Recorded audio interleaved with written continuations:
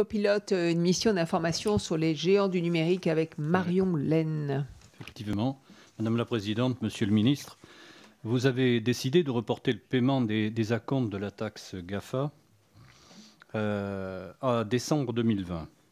En cette année électorale aux États-Unis, je reste dubitatif sur la volonté de l'administration américaine de s'engager vraiment sur un accord multilatéral au niveau de l'OCDE. Le gouvernement britannique ne s'y est pas trompé.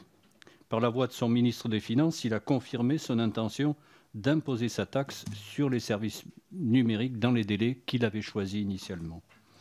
Aussi, ma question sera simple. Comment envisagez-vous la suite des négociations avec les autorités américaines?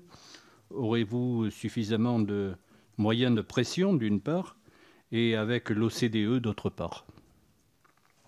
Merci beaucoup, Amélia Lacrafi.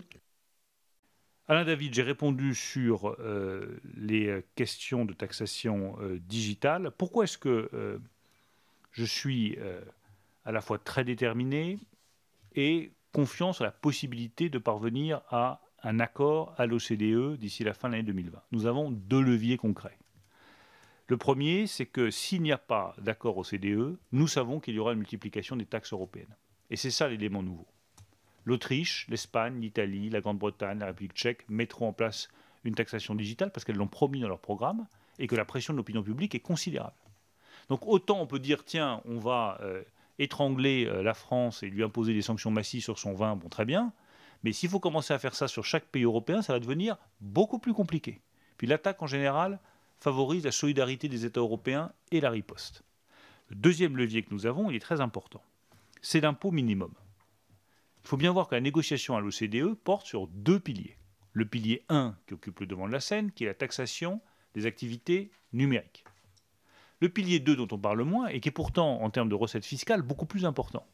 La taxation minimale à l'impôt sur les sociétés, où j'ai proposé un taux de 12,5%, qui est pour nous, Français, absolument stratégique. Pourquoi?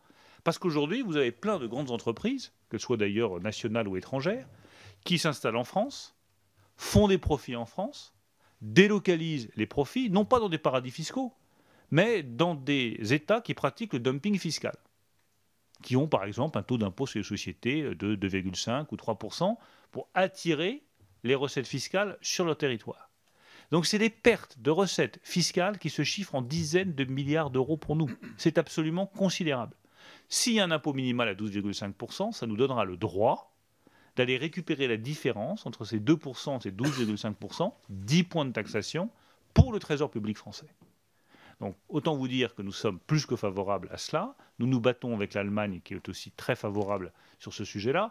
Et là, pour le coup, les Américains souhaitent que ce soit mis en place, parce qu'ils ont déjà ce système de taxation minimale au niveau national et qui souhaiteraient voir la même chose au niveau international. Donc, ça nous donne deux arguments pour progresser sur une solution internationale à l'OCDE.